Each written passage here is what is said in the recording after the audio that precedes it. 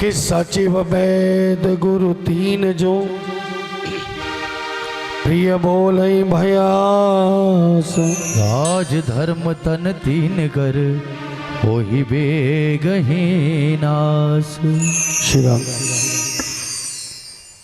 कि सचिव वैद गुरु तीन जो प्रिय बोले भय आस। यदि मंत्री वैद्य और गुरु यदि ये किसी लाभ की आशा से या किसी अप्रसन्नता से या डर से भय से अगर प्रिय बोले, जो उचित ना बोले प्रिय बोले, है वही मधु कैटअप वाली बात है। जो अच्छा लगता है वही बोले। सचिव का मतलब मित्र, मंत्री, जिससे हम सलाह लेते, सलाहकार। सलाह सबसे ज्यादा किससे ली जाती है? जिसको हम सबसे ज्यादा नजदीक से जानते हैं। मित्र से बड़ा कोई नहीं हो। इसलिए सचिव वैद गुरु तीन जो अपना सलाहकार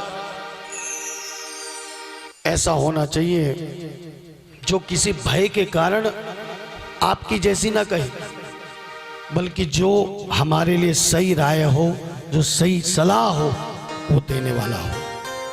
उसको कोई भय ना हो, कोई लाभ की आशा ना हो। और यदि डॉक्टर गलत हो गया, ये सोचे कोई भय लाभ की आशा से, प्रभाव में, भय में या किसी लाभ की आशा से यदि वो आपका इलाज करने लगेगा तो फिर बीमारी कुछ और होगी, लेकिन वो बना कुछ और ही देगा। फिर तो शरीर का नाश निश्चित है। ऐसे ही गुरु, गुरु बनाना जान के और पानी पीना छान के।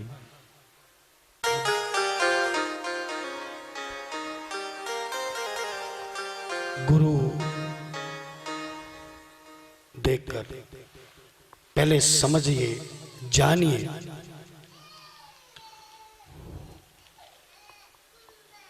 जिधर जिसने कहा वही नहीं, समझिए, पहले जानिए।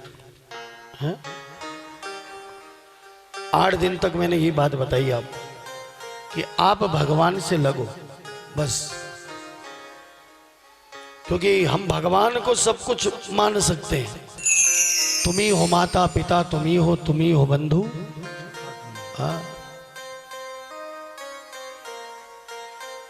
और वैसे भी कहा है भगवान तो वैसे ही सबका गुरु है।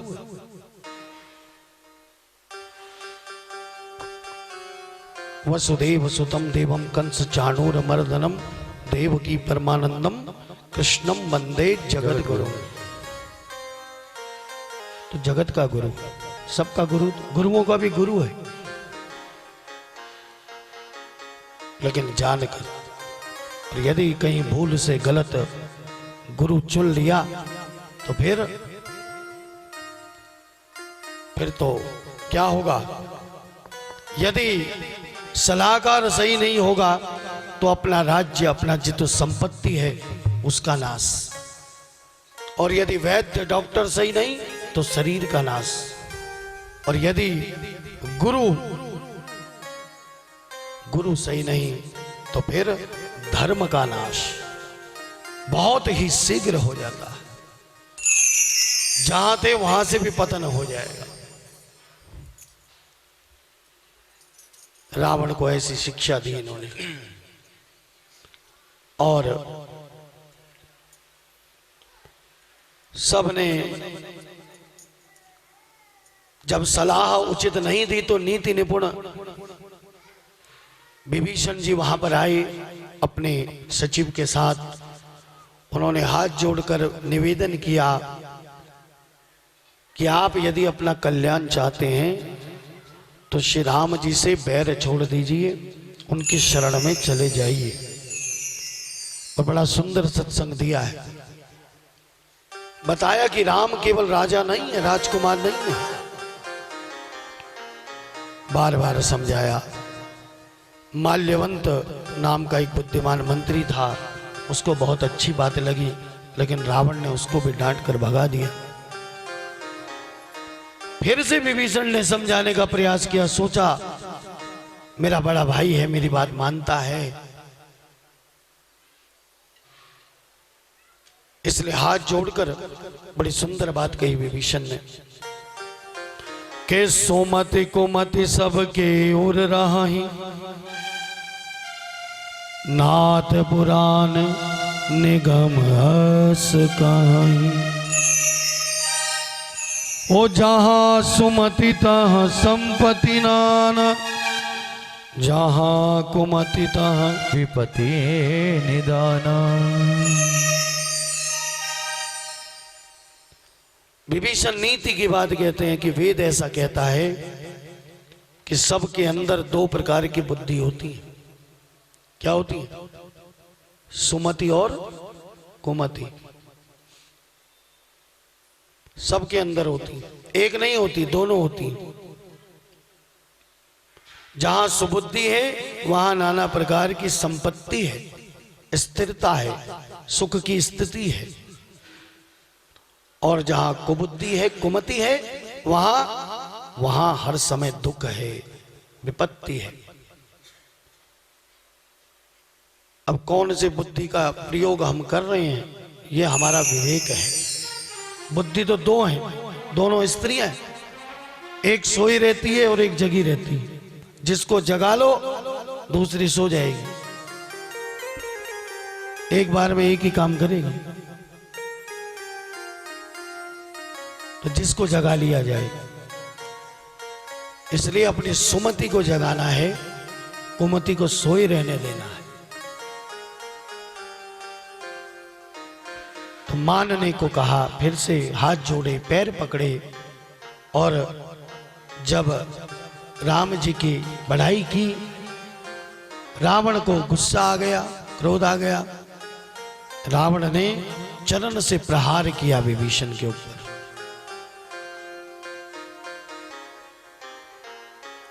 और बाबा बोले कि उमा संत कह यहीं बड़ाई, मंद करत जो करें भलाई। विभीषण को लात मारी और कहा, जा उन्हीं तपस्वियों के पास चला जा, आज से तू मेरा भाई नहीं है। अरे मेरा खाता है, मेरा पीता है, और शत्रु की बात करता है, शत्रु की बड़ाई करता है। विभीषण ने बुरा नहीं माना। विभीषण कहते हैं कि आप तो मेरे पिता समान हैं, बड़ा भाई पिता समान है, यदि तुमने मार भी दिया तो कोई बात नहीं, लेकिन मैं फिर यही कहूंगा कि तुम्हारी भलाई श्री राम जी के भजन में ही है। और ऐसा कहकर विभीषण आकाश मार्ग से चला गया। कहा? जहां श्री राम जी थे। और विभीषण ने एक बार पलट कर देखा लंका की ओर, आखिरी बार, कि राम सत्य संकल्प प्रभु सभा काल बस तोर। मैं रघुवीर शरण अब जाहूं देहु जनि खोरी। श्री राम जी सत्य संकल्पी हैं, और रावण तेरी जो सभा है ये सब काल के वशीभूत हो गई है, इसलिए अब मैं श्री राम जी की शरण में जा रहा हूं, मुझे अब कोई दोष मत देना, मैंने अपनी ओर से पूरा प्रयास किया। और ऐसा कहकर विभीषण जी चल पड़े। और जैसे ही समुद्र पार पहुंचे, जहां राम जी की पूरी सेना रुकी हुई थी, सबने देखा तो सुग्रीव जी ने रोक दिया बाहर, और श्री राम जी के पास संदेश लेके गए, बानरों ने रख लिया बाहर। और रास्ते में चलते चलते विभीषण जी के मन में विचार आया कि जिन चरण पादुकाओं को भरत जी ने अपने मन में लगा रखा है, उन्हीं चरणों को आज मैं नेत्र से देखूंगा। इस प्रकार विचार करते करते पहुंचा। सुग्रीव जी ने संदेश दिया जाकर। जब सुग्रीव जी ने कहा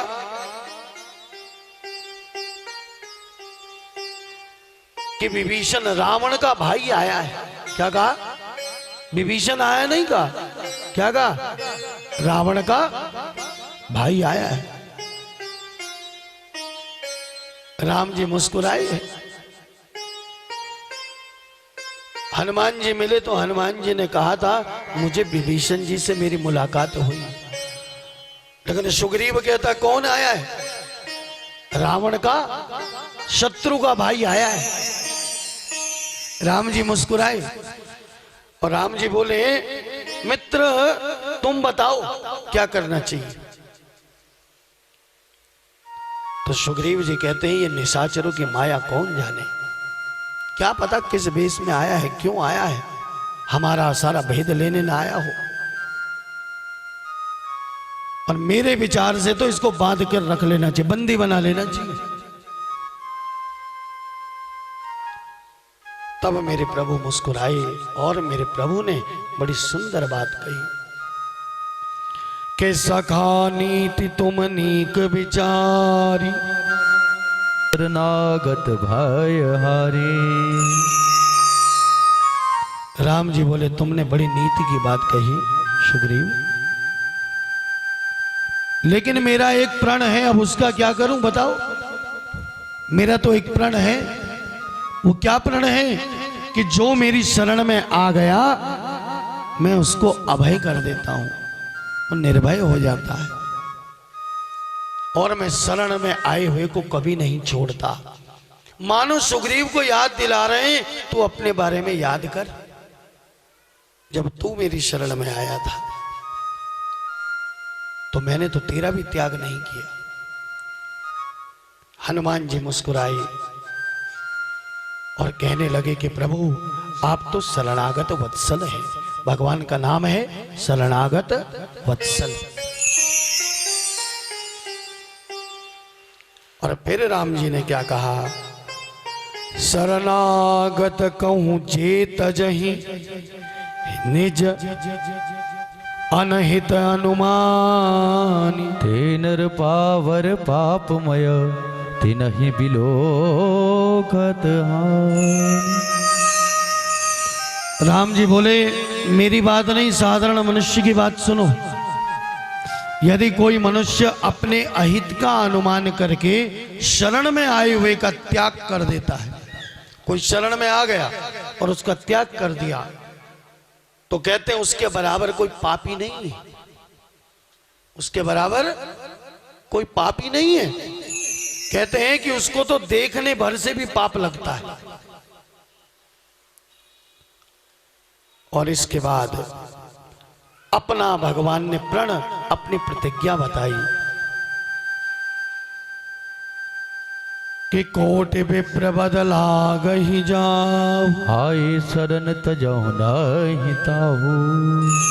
अगर किसी को करोड़ों ब्रह्म हत्या का पाप क्यों ना लगा हो, अगर वो सब कुछ छोड़कर, यहां पर ये बात विशेष याद रखना,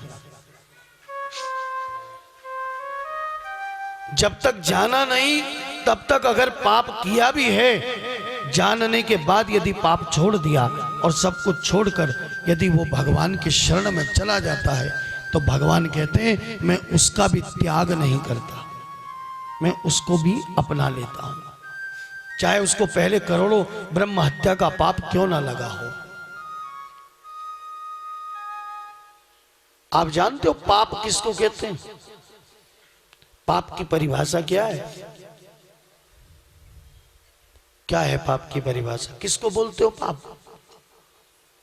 रोज हम यही सोचते हैं हम ये पाप कर रहे हैं, ये पुण्य कर रहे हैं, लेकिन आपको पता है पाप की क्या परिभाषा है?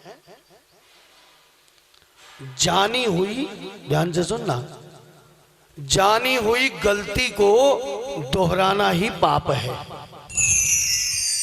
एक बार पता चल गया कि ये बात गलत है, गलती है, उसको दोहराना ही क्या है? ये फिर पाप है। जानी हुई गलती को दोहराना पाप है। और गलती हो गई, पता चल गया, उसी समय त्याग कर दिया कि हाँ मुझसे गलती हो गई, अब नहीं, तो भगवान कहते हैं कि ऐसो को मैं अपनी शरण में लेता हूं। और फिर भगवान कहते हैं जीव मेरे सन्मुख जैसे ही आता है, सन्मुख होई जीव मोहि जब ही, जन्म कोटि अगनाश ही, तब उसी समय उसके करोड़ों जन्मों के पाप नष्ट हो जाते हैं। लेकिन आना कैसे चाहिए? सब कुछ छोड़कर। हम लोग तो पता है क्या करते हैं, सुबह सुबह नहाया धोया, भगवान की थोड़ा घंटी बजा ली हैं और नहला धुला लिया, टीका लगा लिया, भगवान को कुछ भोग लगा दिया, अगर लगा दिया तो, और उसके बाद हम सोचते हैं कि अब अगले दिन पूजा पाठ करने तक की हमको भगवान ने अब सारे पाप करने का लाइसेंस दे दिया है। सुबह सुबह कर लिया, दिन भर का लाइसेंस बन गया, ठप्पा लग गया। अरे सुबह पूजा तो करिए, अब तो पूरे दिन कुछ भी करते रहो, सारा कुछ होगा, अगले दिन फिर पूजा कर लेंगे। तो ऐसा नहीं है। यदि जान लिया कोई गलती है, कोई पाप है, उसके बाद यदि फिर हम करेंगे तो फिर भगवान क्षमा नहीं करते। फिर तो चाहे कितनी घंटी बजा लो, फिर कुछ होने वाला नहीं। सबसे पहले अपनी इस जानी हुई गलती को छोड़ना चाहिए, उसके लिए पश्चाताप करना चाहिए। हाँ ये गलती मुझसे हो गई, अब मैं आगे से नहीं करूंगा, यही पश्चाताप है, उसको त्याग कर देना। भगवान कहते हैं मेरे सन्मुख जीव आता है तो उसके करोड़ों जन्मों के पाप नष्ट हो जाते हैं, लेकिन मेरे सन्मुख आएगा कौन? अब ये भी तो देखो, पहुंचेगा कौन? ऐसे नहीं पहुंचता कोई। भगवान के सन्मुख इतना आसान नहीं है पहुंचना। सब सोचे हम चले जाएंगे, हम तो इधर चले जाएंगे, उधर चले जाएंगे। भगवान के दर पे ऐसे नहीं पहुंचता। के पापवंत कर सहज स्वभाव, भजन मोर देहि भाव न गाऊ। पापी कौन है? जिसके स्वभाव में पाप है। उसका एक लक्षण बताया है मेरे प्रभु ने यहाँ पर, उसका एक लक्षण केवल कि उसको भगवान का भजन कभी अच्छा नहीं लगेगा, उसको भगवान की बात कभी अच्छी नहीं लगेगी। बस ये लक्षण है पहला है। राक्षस वो नहीं होते जिनके सींग लगे होते हैं या इतने लंबे लंबे दांत होते हैं, भूत प्रेत राक्षस ये नहीं होते। राक्षस प्रवृत्ति है, राक्षस कोई बाहर नहीं है। इंसान ने क्या किया, मनुष्य ने क्या किया, अपनी प्रवृत्ति को एक कागज में बना दिया और कह दिया राक्षस ऐसा होता है, अपना बचने के लिए। राक्षस ये तो प्रवृत्ति है, कोई स्वरूप थोड़ी ना है। राक्षस कौन है? जिसकी प्रवृत्ति ऐसी हो, जिसको भगवान का भजन, जिसको भगवान की बात, जिसको हरि कीर्तन, जिसको ये अच्छा ना लगे।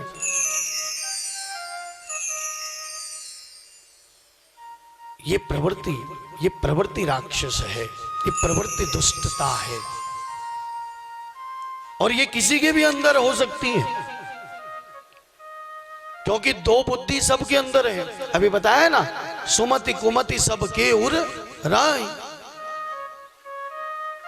जिसको जगा लो। और भगवान कहते हैं यदि कोई दुष्ट हृदय का होगा वो कभी भी मेरे सन्मुख आएगा ही नहीं, वो कभी नहीं आ सकता भगवान के सन्मुख। अरे भगवान के सन्मुख आने के बाद तो रावण भी बदल जाता है। रावण नहीं करता भगवान के दर्शन। रावण कहता यदि मैंने दर्शन किया तो फिर मेरा तो स्वभाव बदल जाएगा, क्योंकि भगवान क्या करते हैं, भगवान तो माया को हरण कर देते हैं, जो द्वैत भाव है उसको हर देते हैं। इसलिए मेरे प्रभु ने कहा बड़ी सुंदर बात, मुझे कौन प्राप्त कर सकता है कि निर्मल मन जन सो मोहि पावा। निर्मल मन जन सो मोहि पावा। मोहि कपट छल छिद्र न भावा। ओ मोहि कपट छल छिद्र न भावा। तभी तक तो दिक्कत है, जिस दिन भेद खत्म हो गया, द्वैत का जो अंत हो गया, तो रोम रोम संत हो गया। हाँ, द्वैत का भेद का अंत हो गया, एक दृष्टि हो गई, तो फिर तो भगवान वैसे ही मिल गए। बोले क्योंकि जगत में जितने राक्षस हैं, मेरे प्रभु बोले उनके लिए तो लक्ष्मण ही बहुत है, मेरी भी जरूरत नहीं है। जगत में जितने राक्षस हैं उनके लिए तो लक्ष्मण ही बहुत है। और तब लेकिन यदि विभीषण भयभीत होकर आया है और मेरी शरण उसने तकी है, तो फिर मैं उसको अपने प्राणों की तरह रखूंगा। सुग्रीव से बोले जैसे तेरे को रखा।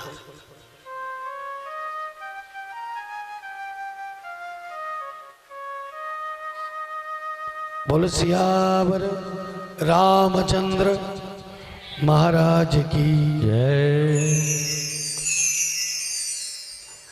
और तब श्री राम जी बोले ले आओ। श्री राम जी बोले ले आओ विभीषण को मेरे पास। तब भेजा सुग्रीव को, जाओ लेकर आओ। और तब विभीषण जी को लेकर बानर वहां पर आए। दूर से विभीषण जी आज श्री राम और लखन को देखते हैं। दो रहते देखे दो भ्राता, नयनानंद दान के दाता। ओहो कितनी सुंदर छवि है।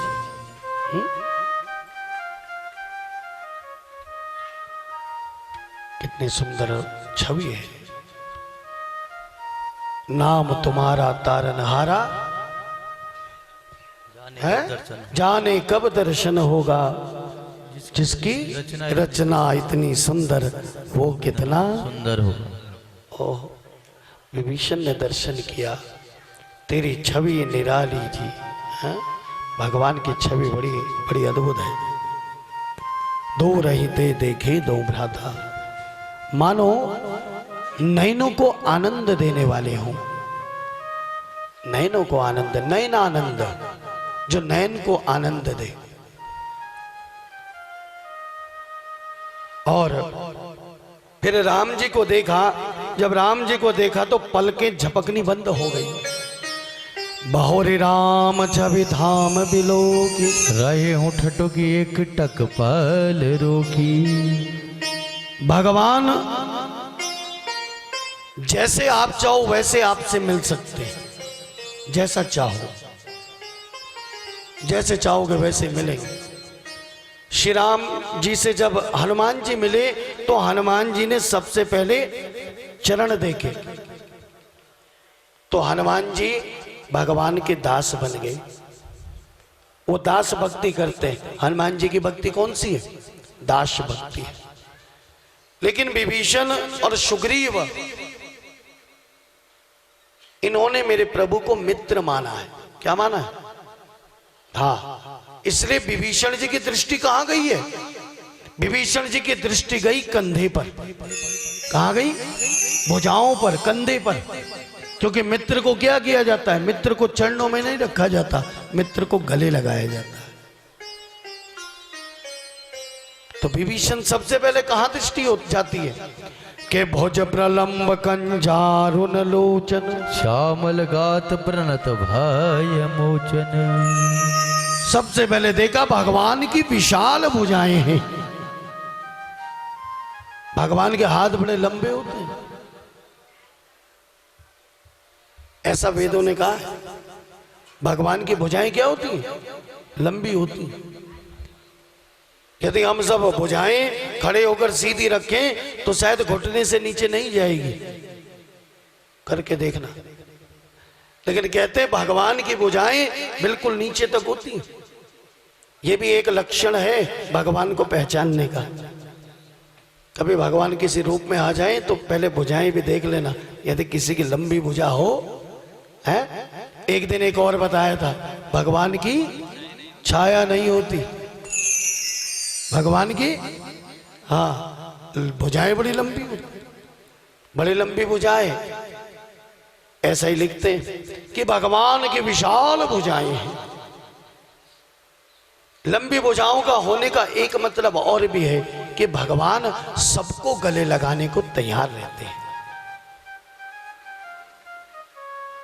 इसलिए भगवान की बड़ी भुजाएं हैं।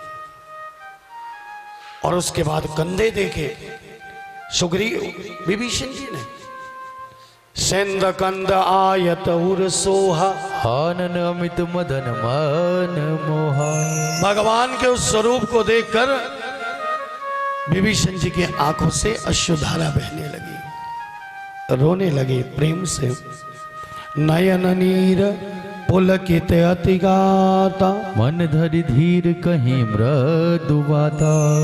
दौड़ पड़े, दौड़ते दौड़ते क्या बोले कि श्रवण सुजस सुनियायहूं प्रभु भंजन भव भीर। त्राहि त्राहि आरति हरन शरण सुखद रघुवीर। हे प्रभु, मैंने कानों से आपका सुयस सुना। कब सुना? जब हनुमान जी ने राम कथा सुनाई। गए थे ना हनुमान जी, और विभीषण को क्या क्या सुनाई थी? राम कथा। इसीलिए हनुमान जी जिससे भी मिलते हैं उसको राम कथा श्रवण कराते हैं। उनका काम एक ही है, सबको राम कथा श्रवण कराना। आप हनुमान जी का चरित्र देखो, जिससे भी मिलते हैं उसको पहले क्या सुनाते हैं? राम कथा। सुग्रीव से श्री राम जी को मिलाया, पहले राम कथा सुनाई। सिया जी से मिले, राम कथा सुनाई। उसके बाद पहले विभीषण जी से मिले, राम कथा सुनाई। सिया जी से मिले, राम कथा सुनाई। और उसके बाद आगे भरत जी से मिले। जब भरत जी से मिले वहां उनको भरत जी को राम कथा सुनाई। हनुमान जी सबको राम कथा श्रवण कराते हैं। हनुमान जी राम कथा के बहुत बड़े प्रवक्ता हैं, सबसे बड़े, लेकिन उससे बड़े श्रोता हैं। जहां राम कथा हो, चाहे तुम आवो चाहे नहीं आवो, तुम्हारे 10 काम हो घर के तो होते रहे। हनुमान जी जहां राम कथा हो, जहां भगवान का कीर्तन हो, जहां भगवान का भजन हो, सबसे पहले आकर बैठते हैं। किसी ना किसी रूप में 100% बात है, 100%, और सबसे आखिरी में जाते हैं।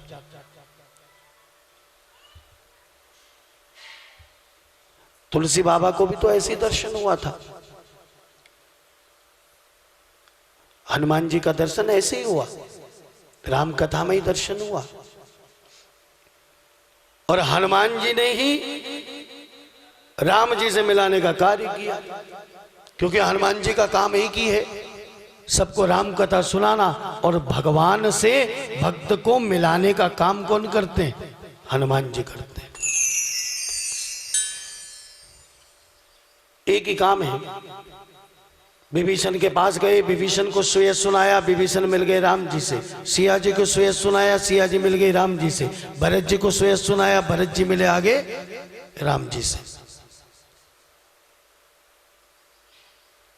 क्योंकि हनुमान जी भक्त को भगवान से मिलाने का कार्य करते हैं, बीच की कड़ी है। इसलिए यदि राम जी से मिलने की इच्छा हो तो हनुमान जी से कह देना। भले एक बार राम जी को पुकारोगे डायरेक्ट तो वो नहीं सुनेंगे, लेकिन हनुमान जी के द्वारा संदेश भेज दोगे तो फिर राम जी को सुनना ही पड़ेगा। क्यों? क्योंकि राम जी ने अपने मुख से कह दिया है कि भरत भाई कपि से उऋण हम नहीं, कि मेरे ऊपर हनुमान ने ऐसा ऋण चढ़ा दिया है कि मैं इसका सदा सदा के लिए कर्जदार हो गया। शरण में आए विभीषण को उठाया और अपने गले से लगा लिया। और पहला शब्द क्या बोला? पहला शब्द क्या था मेरे प्रभु का?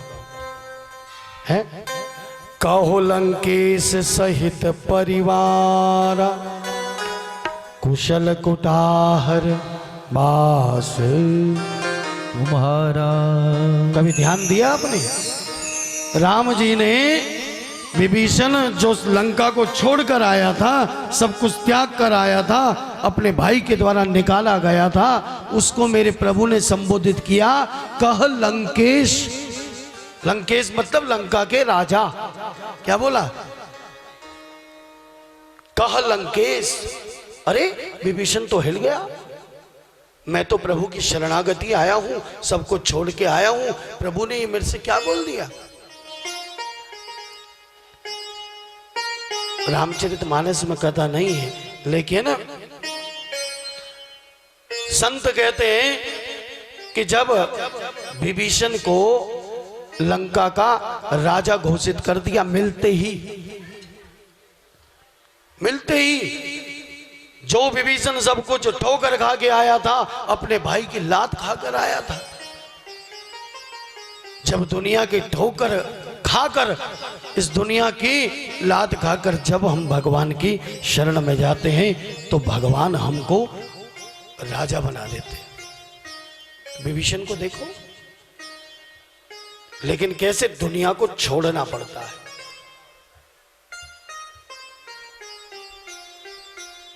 कहते हैं कि दुनिया से दिल लगाकर दुनिया से क्या मिलेगा? दुनिया से दिल लगाकर दुनिया से क्या मिलेगा? यारी खुदा किए जा तुझको खुदा मिलेगा।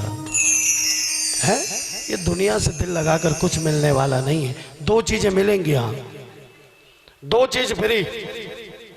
दुनिया से दिल लगाओगे, दो चीज मुफ्त में पाओगे। पहला मिलेगा दुख और दूसरा मिलेगा शोक। क्या मिलेगा?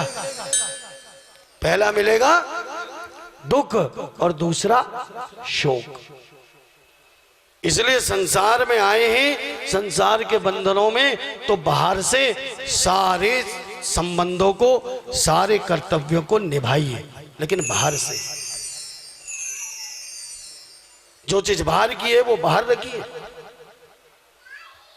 अब इसका मतलब ये थोड़ी ना है कोई रिश्तेदार है, कोई बंधन है, उससे कह दो कोई मेरा नहीं है, मैं तो केवल भगवान का। नहीं, ये संसार से हमको इस संसार के बंधन निभाने हैं। ये तो अंदर के अनुभव की चीज है। मन से हमको केवल भगवान का रहना है। इसलिए भगवान ने कहा, उसको लंका का राजा बना दिया पहले ही, क्योंकि भगवान सबके मनोरथों को पूरा करते हैं। मैंने शायद पहले दिन की कथा में कहा था कि ये तो कल्प वृक्ष है, और कल्प वृक्ष के नीचे बैठकर कहा भी नहीं जाता, वहां तो मन के मनोरथ पूरे होते हैं। क्या होते हैं? मन के मनोरथ। मन में जो भाव आ गया वही पूरा। तो विभीषण के कब आया भाव? जब विभीषण ने लंका से, रावण ने जब लात मारी, जब वापस आ रहा था ना, तो एक बार पलटकर उधर देखा लंका की ओर। तो एक बार विभीषण के मन के अंदर ऐसा भाव आया कि रावण की वजह से ये निर्दोष जितनी जनता है वो बेकार में मारी जा रही है। अगर मैं यहाँ का राजा होता तो मैं अपनी इस प्रजा का पालन करता अपने संतान की तरह। मन के अंदर ऐसा भाव आया। और मेरे प्रभु तो अंतर्यामी है। क्या है? भगवान को क्या बोलते हो? और एक तरफ हम भगवान को अंतर्यामी कहते हैं, जो मन की बात सब कुछ जान लेता है, लेकिन जब भी भगवान के आगे आते हैं इतनी लंबी लंबी लिस्ट लेकर, ये भी चाहिए, ये भी चाहिए, ये भी चाहिए, ये भी चाहिए है? फिर उसका अंतर्यामी नाम ही क्या? या तो उसको अंतर्यामी मत कहो। अंतर्यामी मतलब जो अंदर की बात भी जान ले। वो तो हमारे मन के अंदर ही बैठा है, हमारे मन के अंदर की बात को जानता है। फिर किस लिए? भगवान से लेने मत जाओ। रोज मैं यही कहता हूं कथा में, भगवान से लेने मत जाओ, जाना है तो भगवान को लेने जाओ। भगवान को लेने जाइए मंदिर में।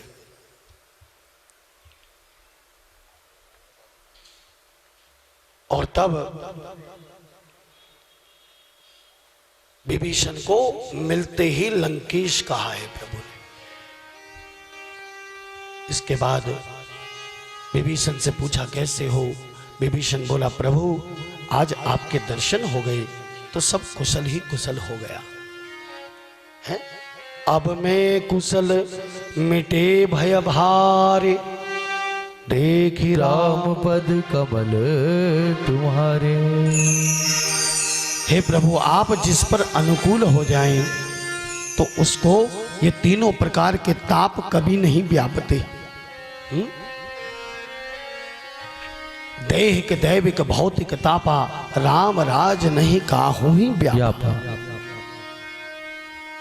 जहां राम जी का राज है, जिस घर में राम राज्य है, वहां कभी भी ये तीनों प्रकार के ताप नहीं व्यापते। मैं तो निश्चर। विभीषण बोला अधम राक्षस हूं प्रभु, आज मेरे अहोभाग्य, मेरे पुण्यों का उदय हो गया और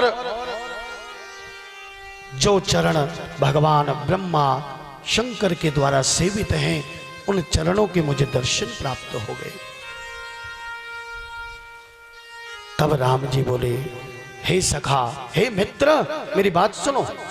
विभीषण को अपने बगल में बिठाया है राम जी ने, जैसे सुग्रीव को बिठाया ऐसे विभीषण को अपने बगल में बिठाया और भगवान उसके कंधे पर हाथ रखकर बात करते हैं।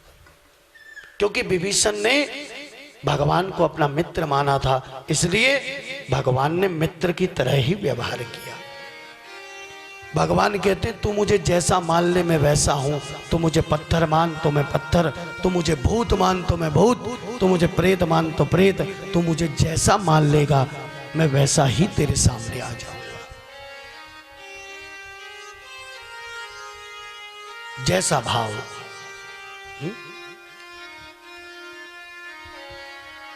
भगवान कहते हैं जो भजता मुझे भाव से मैं वैसा ही बन जाता। जो मुझे जिस भाव से बसता मैं वैसा ही बन जाता हूं। तूने पत्थर कहा तो मैं पाषाण था।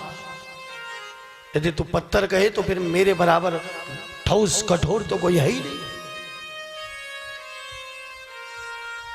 हाँ प्रभु, मेरे अंदर पहले कुछ वासना थी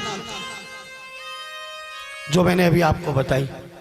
पहले कुछ वासना थी। जब मैं आपके पास आया था उस समय हृदय में क्रोध था कि रावण ने मुझे लात मारी। एक क्रोध तो था, अंदर ग्लानि भी थी, लेकिन आपके चरणों के दर्शन करने से वो सब धुल गई, सब कुछ धुल गई। हे प्रभु, अब तो मुझे अपनी भक्ति दीजिए, मुझे अपनी निर्मल भक्ति, पवित्र भक्ति दीजिए। तब भगवान ने एवमस्तु कह दिया। क्या कह दिया? एवमस्तु। और ऐसा कहते ही उसी समय हनुमान जी से कहा कि समुद्र का जल लेकर आओ। क्या लेकर आओ? समुद्र का जल। और साथ में कह दिया कि जदपि सका तब इच्छा नाही, और दरस मोघ जग माही। क्योंकि विभीषण को लंकेश कहा है मेरे प्रभु ने, इसलिए विभीषण के लिए मेरे प्रभु ने समुद्र का जल मंगाया और विभीषण के माथे पर उससे तिलक कर दिया उस जल से। और क्या कहा अस कहि राम तिलक ते ही सारा। सुवन वृष्टि नभ भई अपारा। विभीषण को अभय कर दिया और विभीषण को बता दिया कि रावण के जाने के बाद लंका का राजा तुम्हें ही बनना है। और मेरे प्रभु समुद्र का जल लेते हैं। समुद्र का पानी कैसा होता है? बोलो, मेरे प्रभु के वचन खरे हैं? बिल्कुल। और इसके बाद भगवान विभीषण को लंका का अधिपति बनाते समय भी संकोच करते हैं कि मेरा मित्र है और मैंने अपने मित्र को कुछ भी नहीं दिया। वो संपत्ति जिसको रावण ने प्राप्त करने के लिए अपने 10-10 सिरों का बलिदान करके प्राप्त की थी, उसको केवल शरणागति होने पर भगवान देते हैं, लेकिन वो भी कैसे? सकुचाते हुए कि मैंने विभीषण को कुछ भी नहीं दिया। इसीलिए मैं रोज कथा में आपसे कहता हूं, भगवान से मत मांगो। जब तुम नहीं मांगोगे तो फिर उसको चिंता होगी कि मैं इसको क्या दूं, और जितना भी देगा भगवान उसमें भी संकोच होगा कि मैंने अपने भगत को, मैंने अपने प्यारे को बहुत कम दिया। ये उदाहरण है। इन कथाओं से हमको यही तो सीखना है। और उसके बाद विभीषण को लंका का राजा बना दिया। इधर रावण ने अपने कुछ दूत भेजे थे जो भेष बदलना मायावी थे। इनमें गुप्तचर था शुक नाम का। कौन सा? इसने यहां की सारी लीला देखी और भगवान के दर्शन किए। तो भगवान के दर्शन करते करते इसके अंदर की जो भेद बुद्धि थी वो हट गई, और कहते हैं कि वो अपने असली स्वरूप में आ गया। लक्ष्मण जी के पास लेकर गए। लक्ष्मण जी से बोले ये छुप कर आया था यहां, इसको क्या करे? लक्ष्मण जी ने उसको छोड़ते हुए कहा कि इसको छोड़ दो, और साथ में एक पत्रिका लिख दी रावण के नाम पर, और वो रावण के नाम पर पत्रिका लिख कर दे दी। शुक ने भगवान का धन्यवाद किया, लखन जी को प्रणाम किया, वापस आया। रावण ने पूछा क्या देखा? तो शुक कहता है कि क्या नहीं देखा, वो देख लिया जिसको देखने के बाद कुछ देखने की इच्छा नहीं होती। प्रभु का दर्शन हो गया है, तेरा दर्शन हो गया, भगवान का दर्शन हो गया। और रावण से कहा अब ये संत हो गया शुक। शुक बोला आप भी महाराज छोड़ दीजिए और चले जाइए उनकी शरण में। अरे वो शरणागत वत्सल हैं। सारी कहानी बताई और साथ ही लक्ष्मण की वो पत्रिका भी दे दी। रावण ने पत्रिका पढ़ी तो पत्रिका को पढ़कर जिसमें रावण के लिए लिखा था कि सब कुछ छोड़कर तू श्री राम जी की शरण में आ जा, तो राम जी तुझे क्षमा कर देंगे। लेकिन रावण ने अभिमान में शुक को भी वहां से मारकर भगाया। जैसे विभीषण को लात मारी ऐसे ही शुक को भी, और वो शुक जाकर भगवान की शरण में गया, और शरण में जाकर भगवान ने उसको भी शरणागति दी और उसको उसके गुरु के पास भेज दिया। ये शुक शिष्य था अगस्त मुनि का, और इसको श्राप मिला था, इस कारण से राक्षस बना। लेकिन आज भगवान की शरणागति हुआ तो ये श्राप से मुक्त हो गया, और मेरे प्रभु ने इसको अभय करके भेज दिया। और अब विभीषण से पूछते हैं श्री राम जी कि समुद्र के इस पार हम बैठे हैं, लंका उस पार है, इस समुद्र को पार करने का कोई रास्ता है? कैसे किया जाए? तो विभीषण ने कहा कि समुद्र तो आपके कुल में आपके पिता दादाओं के मित्र रहे हैं, इनसे इसलिए उनसे प्रार्थना की जाए, जिससे समुद्र रास्ता दे देगा, मार्ग बताएगा। और तब मेरे प्रभु समुद्र की पूजा करने के लिए बैठते हैं, कुशासन बिछाकर आराधना करते हैं। और तब 3 दिन बीत गए, लेकिन समुद्र की ओर से कोई उत्तर नहीं आया।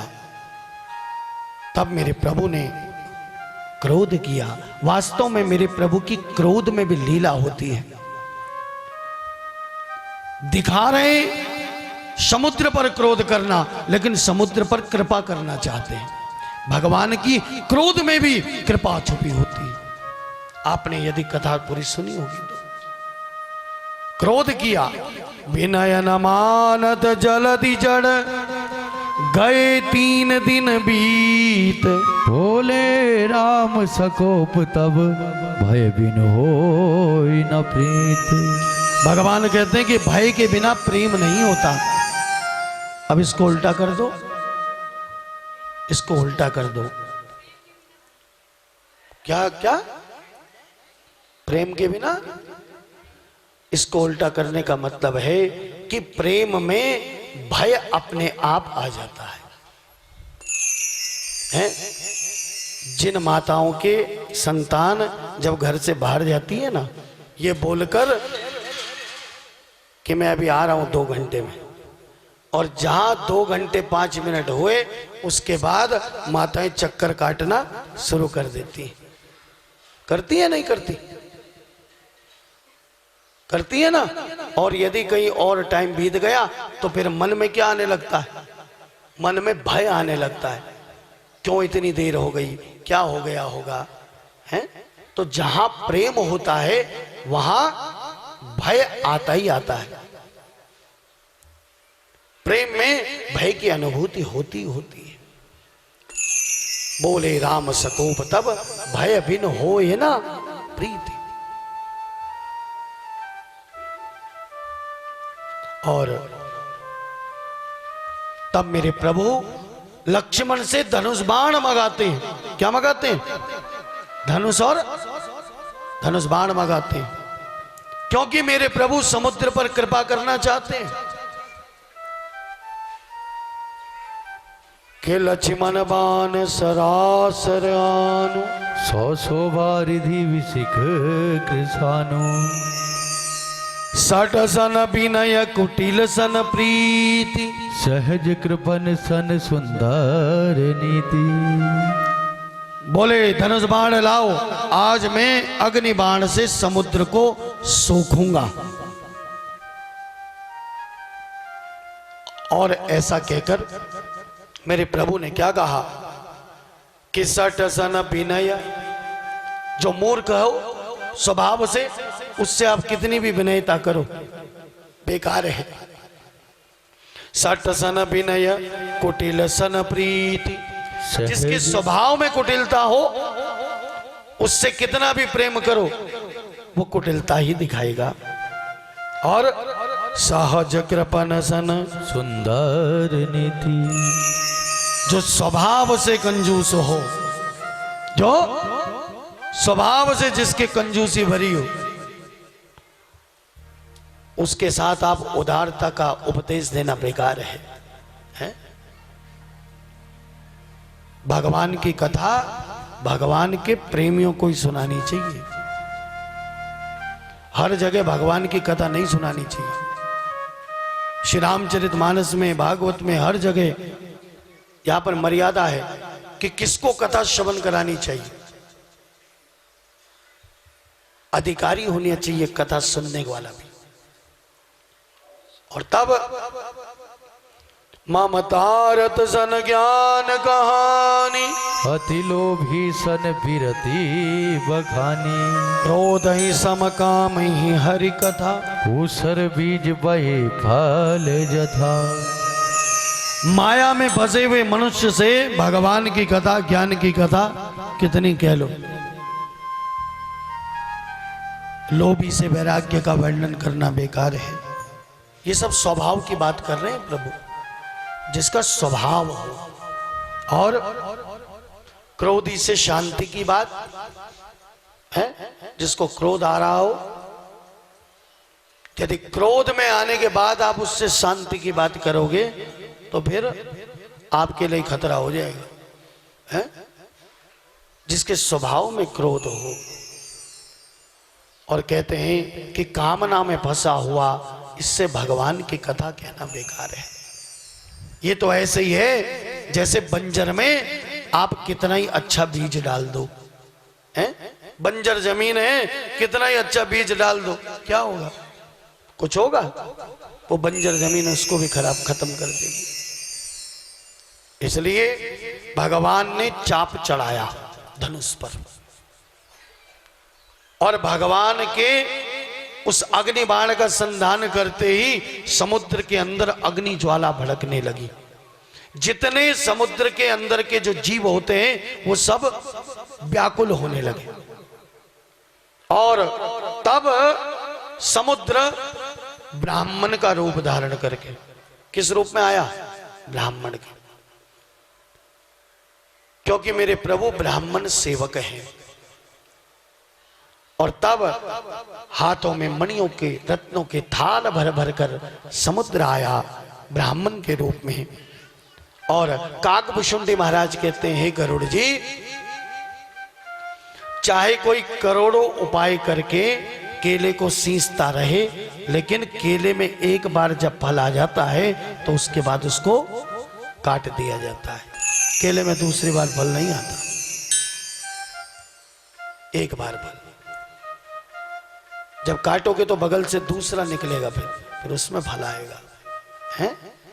कि काटे पाई कदरी परई कोटि जतन कहूं सींच, विनय न मान खगेश सुनो, डांटे पयोई नवनीच। ये तो सत्संग है।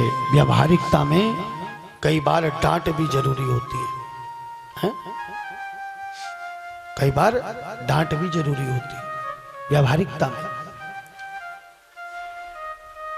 यदि बच्चे के कोई फोड़ा फुंसी निकल आए ना, तो फिर जो माँ अपने पुत्र से इतना प्रेम करती है कि उसके अगर कोई बाल बांका भी हो ना तो माँ व्याकुल हो जाती है। लेकिन जब वो देखती है कि इसके कोई फोड़ा फुंसी निकल आया है और अब उसमें चीरा लगाना आवश्यक है, वरना उसका जहर फैल जाएगा शरीर में, तो माँ कितनी कठोर हो जाती है और उस बच्चे के उस फोड़े फुंसी को हटाने के लिए चीरा भी लगवा देती है। ऐसे ही कई बार अच्छे मार्ग पर लगाने के लिए, सही मार्ग दर्शन करने के लिए कई बार व्यावहारिकता में डांट भी जरूरी है। समुद्र ने प्रार्थना की, क्षमा मांगी, भयभीत होकर कहा कि हे प्रभु मेरे अवगुण क्षमा करो। और यहां पर 5 चीजों का स्वभाव बताया है, बड़े ध्यान से सुनना। एक लाइन है, एक चौपाई है जिसका अर्थ 90% लोग गलत करते हैं अपनी बुद्धि लगाकर। 90% लोग इस चौपाई का अर्थ गलत लगाते हैं। कौन सी चौपाई है बताऊं? कि ढोल गवार सूत्र पसुनारी, सकल ताड़ना के अधिकारी। यदि इस लाइन का आपको अर्थ जानना है, यदि इस चौपाई का अर्थ जानना है, तो उसके लिए आपको यहां पर आना पड़ेगा। कहां पर? के गगन समीर अनल जल धरनी, इन कई नाथ सहज जाड़ करनी।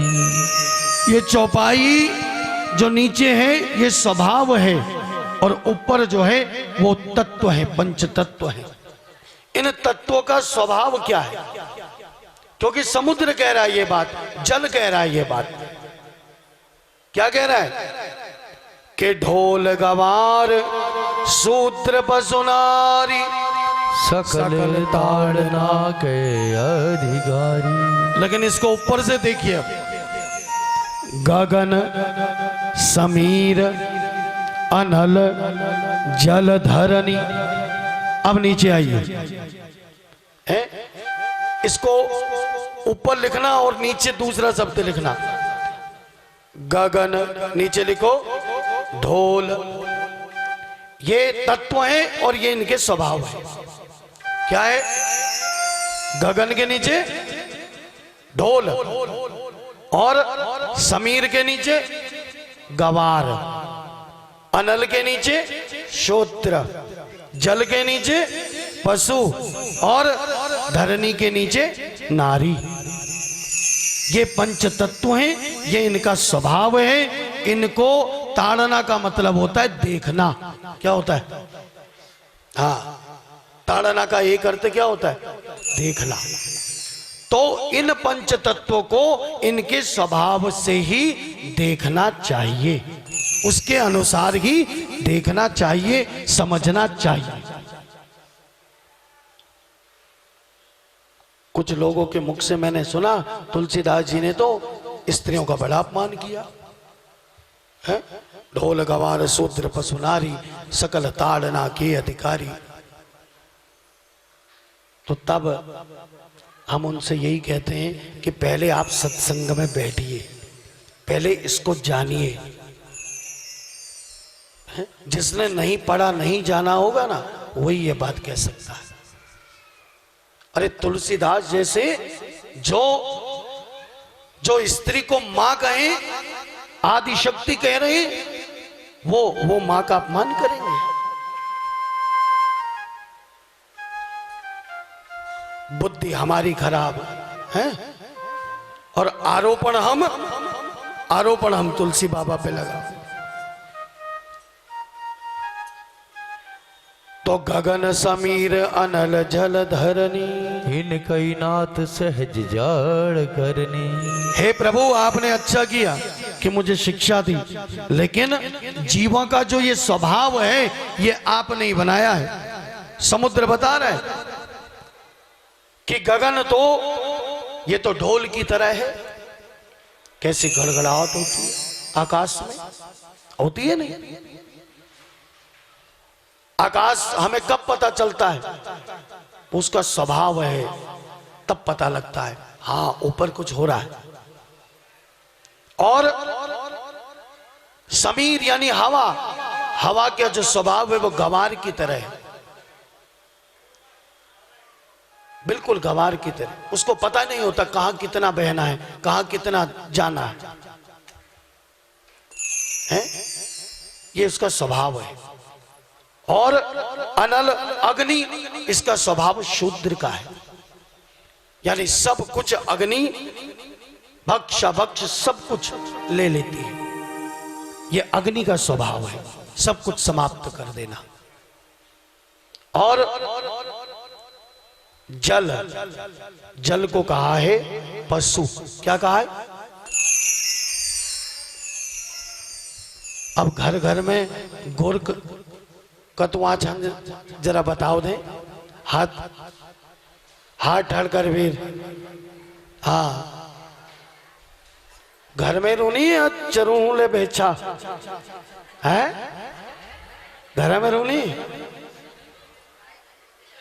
अरे न केले वे। अब गाय हो चाहे कुत्ता हो, कोई भी हो, उसको क्या करके रखते हैं? बोलो, बांध कर रखते हैं। तो समुद्र कहता है प्रभु जल का स्वभाव है पशु की तरह। यदि जल को काबू करना है तो आपको जल को बांधना पड़ेगा। और जल को कैसे बांधा जाता है? उसके ऊपर पुल बनाकर, सेतु बनाकर। ये स्वभाव है जल का। इसलिए और नारी का स्वभाव कैसा होता है? धरती की तरह। धरती, धैर्य।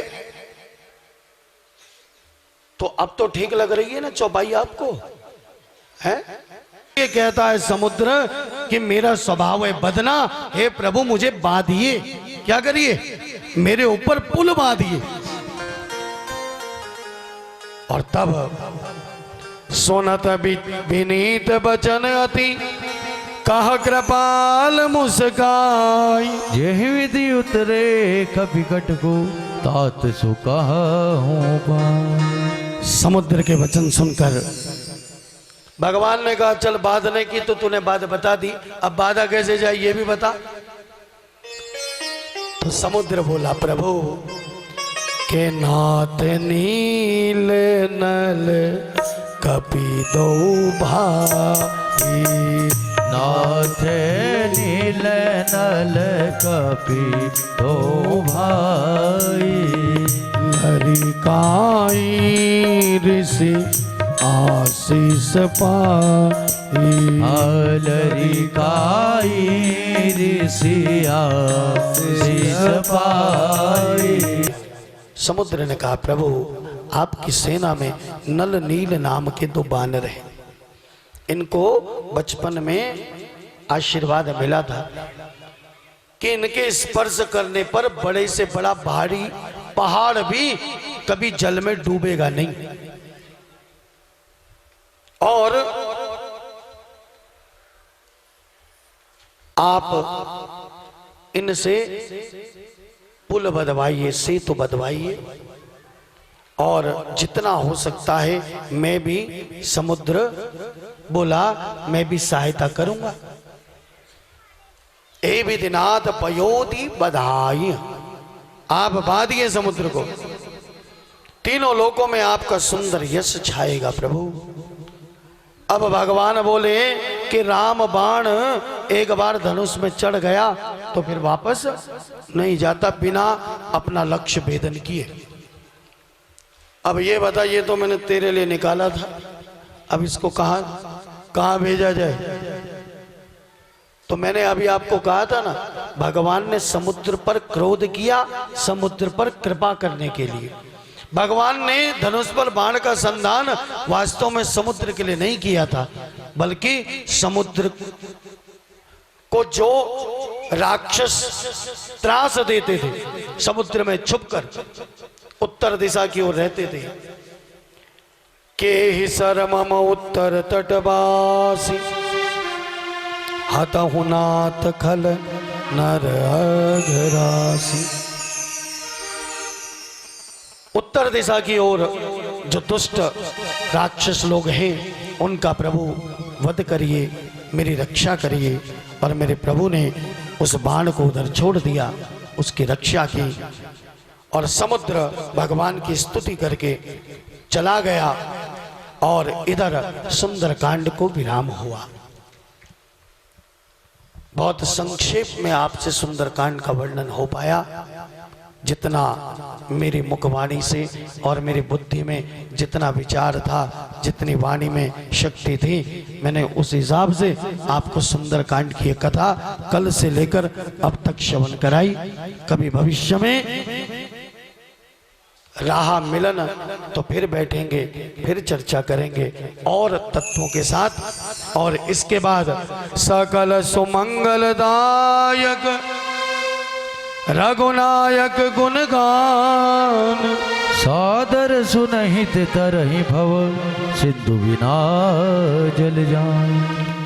बस हमेशा एक ही बात याद रखना जो ये दोहा कह रहा है कि भगवान का गुणगान संपूर्ण मंगलों को देने वाला है, इसलिए भगवान का गुणगान करते रहा करो।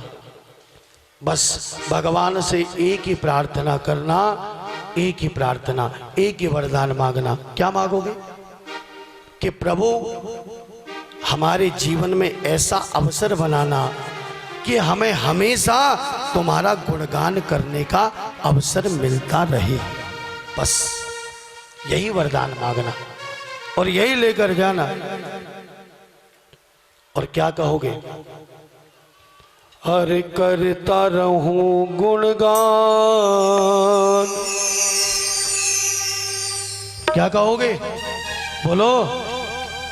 करता रहूं गुणगान मुझे दो ऐसा वरदान। मैं करता रहूं गुणगान मुझे दो ऐसा वरदान। हो करता रहूं गुणगान, मुझे दो ऐसा वरदान। मैं करता रहूं गुणगान, सब गाइए। मुझे दो ऐसा वरदान। तेरा नाम ही लेते लेते हो, तेरा नाम ही लेते लेते इस तन से निकले प्राण। करता रहूं गुणगान, मुझे दो ऐसा वरदान। मैं करता रहूं गुणगान, मुझे दो ऐसा वरदान। मैं करता रहूं गुणगान, मुझे दो ऐसा वरदान। हरि बोल। से मेरे भगवन, तेरी दया से मेरे भगवन, मैंने यह नर्तन पाया। मैं डाल जग की मोह माया, ओ डाल जग की मोह माया। मैं फिर भी अर्ज करता हूँ, ओ मैं फिर भी अर्ज करता हूँ, हो सके तो देना ध्यान। तो करता रहूं गुणगान।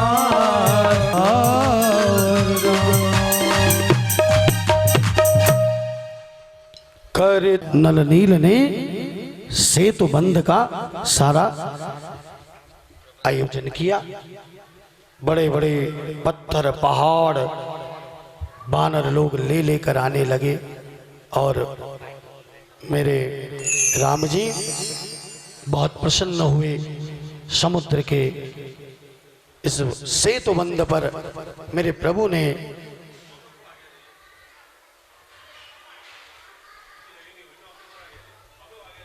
माताएं थोड़ा थोड़ा आगे आ जाएं। बने हनुमान आदि सभी बड़ी सुहावनी है, परम रम्य उत्तम यह धरनी, महिमा अमित जाय नहीं बरनी। और करी हूं यहाँ शंभु थापना, कि मुझे यहाँ पर भगवान शंकर की स्थापना करनी है। समुद्र के किनारे तट पर इसी जगह का नाम आगे चल के रामेश्वरम हुआ। क्या हुआ? जोर से बोल दो। जितने पवित्र नाम होते हैं ना, उनको थोड़ा जोर से लिया करो। जैसे गंगा है, चारों धामों के नाम हैं, इनको थोड़ा जोर से लिया करो। गंगा, यमुना, सरस्वती, जो भी पावन नदियां हैं, पावन तीर्थ हैं, पावन धाम हैं, इनके नाम हमेशा थोड़ा जोर से लिया करो। रामेश्वरम कौन सा? आज भी लोग जाते हैं वहां, हैं दर्शन करने, गंगा जल लेकर जाकर चढ़ाते हैं वहां। और कैसे महिमा हुई रामेश्वरम की, इसकी कथा है। और भगवान शंकर बोले कि मुझे यहाँ पर भगवान शंकर की स्थापना करनी है। और तब भगवान शंकर की उस शिवलिंग की स्थापना की।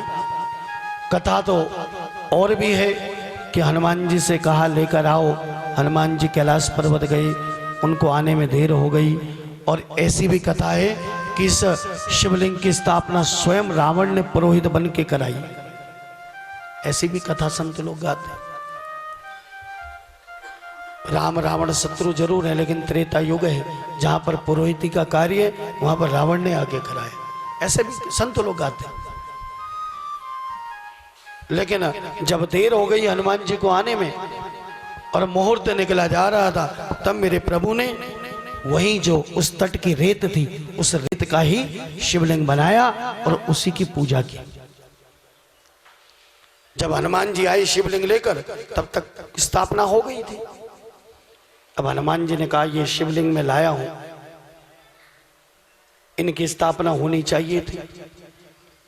ये रेत का शिवलिंग बन गया। राम जी ने कहा, हनुमान यदि तुम्हें अपना शिवलिंग लगाना है तो फिर इसको हटा लो और अपने वाले को लगा दो। और कहते हनुमान जी ने पूरा जोर लगाया, लेकिन वो रेत का शिवलिंग वहां से टसमस नहीं हुआ। हनुमान जी को ग्लानि हुई, मेरे प्रभु के चरण पकड़े, तब मेरे प्रभु ने हनुमान जी का लाया हुआ वो शिवलिंग उसी शिवलिंग के बराबर में रख दिया। अभी भी वो हनुमान जी का जो लाया हुआ शिवलिंग है उसकी पूजा होती है। शिवलिंग के बाद एक शिवलिंग और है। जिसने रामेश्वरम दर्शन किया है, पहले रामेश्वरम का दर्शन है, फिर वहीं रास्ते से आगे जाओगे तो जो दूसरा शिवलिंग है वो हनुमान जी के द्वारा लाया हुआ। तो इस प्रकार लिंग थाप विधिवत करी पूजा, शिव समान प्रिय मोही न दूजा। भगवान शिवलिंग की स्थापना की और स्थापना करके उनका पूजन किया और पूजन करके कह दिया, शिव के समान मुझे दूसरा कोई प्रिय नहीं है। कि शिवद्रोही मम भगत कहावा, सोनर सपने हो मोही न पावा। शंकर विमुख भगति चह मोरी, सोनार की मूढ़ मति थोरी। जो भगवान शंकर से द्रोह रखता है और मेरा भक्त कहलाता है, वो मनुष्य मुझे सपने में भी नहीं सुहाता। और शंकर भगवान के विमुख होकर जो मेरी भक्ति चाहता है, भगवान श्री राम कहते हैं वो तो नरकगामी है और वो मूर्ख है, अल्प बुद्धि है। कि शंकर प्रिय मम द्रोही और शिव द्रोही मम दास, ते नर करहि गलब भरी घोर नरक महुबास। जिनको शंकर प्रिय है, जो मेरे द्रोही हैं या जो शिव द्रोही हैं और मेरे दास हैं, ये दोनों में से कोई भी हो, ये तो कल्प भर नरक में वास करते हैं। इन्होंने जीवन में पुण्य नहीं किया, क्योंकि राम भक्ति का पहला लक्षण क्या है? भगवान शंकर के चरण कमलों की पूजा। इसीलिए तो पहली कथा किसकी आती है? भगवान शंकर की। सुनी थी ना आपने? इसीलिए क्योंकि राम भक्ति को देने वाले भगवान शंकर है। सेतु बंद हुआ, सेतु बंद होते समय बाधा सेतु नील नल नागर, राम कृपा तजु भयऊ जागर। बड़ा सुंदर सेतु बंद का निर्माण होने लगा। सबने सेतु बंद में योगदान किया। तो ऐसी बड़ी सुंदर कथा आती है कि राम जी ने सोचा सब नल नील आदि जब समुद्र में पर्वत पत्थर पर राम नाम लिखते हैं और उसको जल में छोड़ देते हैं तो वो तैरने लग जाते हैं। तो भगवान ने सोचा, अरे मेरे नाम में इतनी शक्ति है तो मैं भी देखूं। तो भगवान ने एक पत्थर लिया छोटा सा और उसको समुद्र में क्या किया? छोड़ दिया। और जैसे ही समुद्र में छोड़ा तो वो समुद्र में जाकर बोलो डूब गया। क्या हो गया? वो तो डूब गया। अब राम जी ने सोचा मुझे किसी ने देखा तो नहीं है, लेकिन हनुमान जी ये नजारा देख रहे थे। हनुमान जी ये नजारा देख रहे थे और जब हनुमान जी ने नजारा देख लिया तो भगवान ने बुलाया हनुमान को और कहा, हनुमान ये बात किसी को कहना मत। अरे मेरे नाम के बल पर इतना इतना ये सेतु बंद हो रहा है, किसी को पता चलेगा कि राम जी ने पत्थर डाला। और तो हनुमान जी मेरे प्रभु के दास क्या कहते हैं, प्रभु ये क्या सुंदर लीला की है आपने। अरे तैरेगा कौन? तैरेगा कौन? जिसको आप पकड़ोगे। अरे जिसको आपने स्वयं छोड़ दिया तो फिर तो उसका डूबना निश्चित है। इसलिए कहा कि पार होगा वही जिसको पकड़ोगे राम। वो पार होगा वही जिसको पकड़ोगे राम। जिसको छोड़ोगे, जिसको छोड़ोगे, जिसको छोड़ोगे पल भर में डूब जाएगा। वो जिसको छोड़ोगे पल भर में डूब जाएगा। रहा रात दिन तेरा नाम, वो तो जपता रहा रात दिन तेरा नाम। वो जिसको छोड़ोगे, जिसको छोड़ोगे, जिसको छोड़ोगे पल भर में डूब जाएगा। जिसको छोड़ोगे पल भर में डूब जाएगा। वो पार होगा वही जिसको ओहो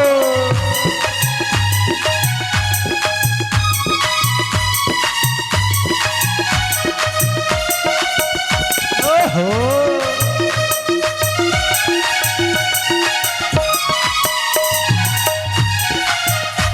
ओ सुन कर के बातें मुस्काए राम जी, सुन कर के बातें मुस्काए राम जी। और मारे खुशी के नाचे हनुमान जी। अरे मारे खुशी के नाचे हनुमान जी। ना हुई बोलिए रामेश्वर भगवान की जय, भक्त और भगवान की जय। अब इसके बाद लंका कांड की कथा को हम लोग बिल्कुल भी विस्तार नहीं करते, क्योंकि ये युद्ध की कथा है और हम कथा करते हैं प्रेम की। किसकी? सत्संग की, प्रेम की। तो लंका कांड में जो कुछ भी हुआ वो सब आपको मालूम है। किस प्रकार पहले अंगद को भेजा, फिर अंगद वापस आए, फिर युद्ध हुआ।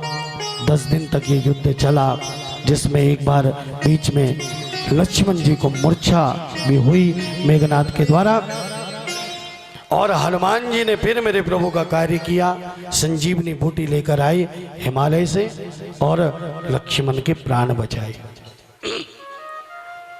इसके बाद राम रावण संग्राम हुआ। तब मेरे प्रभु ने रावण को 31 बाण एक साथ छोड़कर रावण के नाभि में जो अमृत कुंड था उसको सुखाया और रावण का उद्धार किया। रावण के उद्धार के बाद मेरे प्रभु ने विभीषण को लंका का राजा बनवाया और सिया जी को अशोक वाटिका से बुलवाया। पुनः जो अग्निदेव को सिया दे दी गई थी, वो अग्नि परीक्षा का माध्यम बनाकर अग्निदेव से पुनः अपनी जो सीता थी उनको मेरे प्रभु ने वापस लिया, छाया सीता को भेज दिया। और इसके बाद अब 14 वर्ष पूर्ण होने में एक ही दिन बचा था। तो मेरे प्रभु ने कहा कि यदि मुझे एक दिन की भी लेट हो गई, देर हो गई, तो वहां मेरा भरत मेरे वियोग में प्राण त्याग देगा। इसलिए विभीषण से कहा कि अब तुम विमान लेकर आओ। और तब विभीषण पुष्पक विमान को लेकर आया। पुष्पक विमान पर मेरे प्रभु सिया लखन सहित सवार हुए। मुख्य जो बानर थे वो मेरे प्रभु के साथ विमान में अवधपुरी के लिए गए हैं। और बाकी सभी बानरों को मेरे प्रभु ने धन्यवाद किया कि आपके कारण ही मैंने रावण को जीता। ये युद्ध मैंने आप लोगों के कारण से जीता, आप लोगों के साथ की कारण जीता। और तब विभीषण से बहुत वस्त्र आभूषण और नाना प्रकार की भगवान ने सामग्री मंगाई और पुष्पक विमान से ऊपर और उन वानरों के ऊपर उसकी वर्षा की। और जितने वानर श्री राम रावण संग्राम में जो रावण और राम जी के युद्ध में वीर गति को प्राप्त हुए, जिन्होंने अपने प्राण त्याग दिए थे, जब इंद्र आदि स्तुति के लिए आए तब इंद्र से कहकर मेरे प्रभु ने युद्ध भूमि में अमृत की वर्षा करवाई। क्या करवाई? बोलो। जितने बानर जिन्होंने शरीर का त्याग कर दिया था वो सभी उठ गए, पुनः जीवित कर दिए, लेकिन राक्षस जीवित नहीं हुए। जबकि वर्षा कैसे की गई थी? युद्ध भूमि में ऊपर से अमृत की वर्षा करवाई, क्योंकि बानर जीवित हो गए लेकिन राक्षस जीवित नहीं हुए, क्योंकि राक्षसों ने राम नाम लेकर अपने प्राणों का त्याग किया था और वो भगवान में ही लीन हो चुके थे, उनकी आत्मा, इसलिए वो पुनः जीवित नहीं हुए। और इसके बाद सभी को मेरे प्रभु ने यथोचित सम्मान दिया। मेरे राम जी सबको सम्मान देते हैं। कथा के आयोजन की सफलता यही है कि सबको सम्मान मिले, हैं? लेकिन कैसा मिले? सम्मान मिले, हैं? कम ज्यादा नहीं मिले। कैसा मिले? सम्मान मिले। सब एक ही हैं, सब भगवान के भक्त हैं। यदि भक्त की जय कह दी तो समझो सबकी जय हो गई। यदि भक्त की जय हो गई तो सबकी जय हो गई। और इसके बाद राम जी पुष्पक विमान में चलते हैं। इधर हनुमान जी को पहले ही भेज दिया कि तुम जाकर भरत को आश्वासन दो।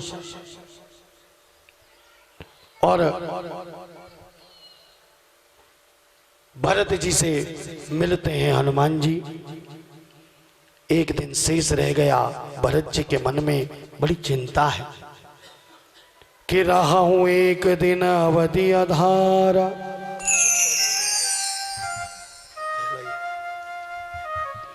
रहा हूं एक दिन अवधि आधार, समुझत मन दुख भयऊ अपारा, कारण कवन दात नहीं आयो, जानी कुटिल की धो मोहि बिसरायो। भरत जी सोच रहे हैं मेरे प्रभु क्यों नहीं आए? एक दिन रह गया, अब तक तो उन्हें नजदीक आ जाना चाहिए था। अब भरत जी को थोड़ी पता है पुष्पक विमान से आ रहे हैं। भरत जी ने सोचा जब एक दिन बाकी रह गया तो अब तक अयोध्या की सीमा पर तक पहुंच जाना चाहिए था। अपने आप को दोषी ठहराते हैं, रोते हैं भरत जी। क्या कारण हुआ? नाथ क्यों नहीं आए? आह धन्य लक्ष्मण बड़ भागी, राम पदार बिंदु अनुरागी, कपटी कुटिल मोहि प्रभु चीना, ताते नाथ संग नाहि लीना। लक्ष्मण जी बड़े धन्य हैं, बड़भागी हैं। भरत जी कहते हैं श्री राम जी के चरणारविंद के प्रेमी हैं। मुझे तो प्रभु ने कपटी जान लिया था, कुटिल जानकर पहचान लिया था, इसीलिए तो मुझे अपने साथ लेकर नहीं गए, मुझे भेज दिया वापस। लेकिन मेरी करनी है ही ऐसी। यदि 100 करोड़ कल्पों तक भी उसका छुटकारा नहीं हो सकता। भरत अपने आप को दोष देते हैं, रोते हैं, लेकिन फिर भरोसा हो गया प्रभु की बान पर। प्रभु ने कहा है तो प्रभु अवश्य आएंगे। इधर हनुमान जी का प्रवेश हुआ। भरत जी रो रहे हैं, हनुमान जी जाते हैं और हनुमान जी ने जाते ही राम कथा आरंभ की।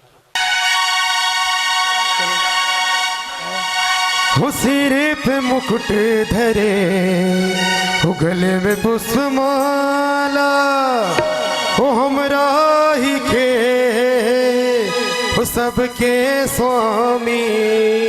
हरि अनजाने हम ये अंतर्यामी, शीस झुकाए राम धुने गाए, शीस झुकाए राम धुने गाए, बोले श्री विष्णु हरि।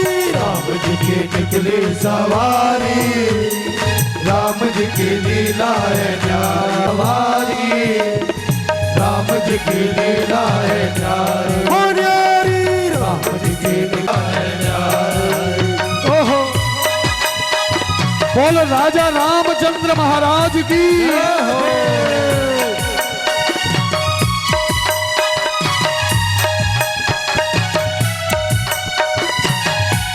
वाले धीरे चला रथ ओ रथ वाले। अरे तो है खबर क्या ओ भोले भाले, अरे तो है खबर क्या ओ भोले भाले। ओ धीरे चला रथ ओ रथ वाले, अरे धीरे चले खबर क्या ओ भोले भाले। अरे एक बार देखो जीना भरेगा, एक बार देखो जीना भरेगा। अरे 100 बार देखो फिर जी करेगा, 100 बार देखो फिर जी करेगा। अरे व्याकुल खड़े हैं कब से खड़े हैं, व्याकुल खड़े हैं सबसे खड़े।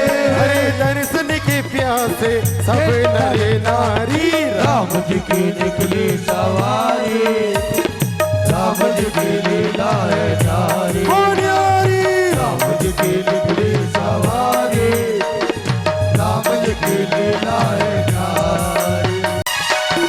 14 वर्ष का वनवास पाया, 14 वर्ष का वनवास पाया। अरे माता पिता का वचन निभाया, माता पिता का वचन निभाया। अरे 14 वर्ष का वनवास पाया, 14 वर्ष का वनवास पाया। ओ माता पिता का वचन निभाया, माता पिता का वचन निभाया। अरे धोखे से हर ली रावण ने सीता, धोखे से हर ली रावण ने सीता। अरे रावण को मारा लंका को जीता, रावण को मारा लंका को जीता। 14 वर्ष का वनवास पाया, माता पिता का वचन निभाया, माता पिता का वचन निभाया। वो धोखे से हर ली रावण ने सीता, रावण को मारा लंका को जीता, रावण को मारा लंका को जीता। कब कब वो आए, कब कब वो आए, कब कब वो आए, कब कब वो आए। वो जब जब ये दुनिया उनको पुकारे, राम जी की सवारी, राम जी की लीला है न्यारी, राम जी की सवारी, राम जी की लीला है न्यारी। याद करोगे तुम भज लो राम रघुवीर, लड्डू बुंदिया जलेबी रसगुल्ला, लड्डू बुंदिया जलेबी रसगुल्ला, गाजर पाक रसमलाई, ओ गाजर पाक रसमलाई।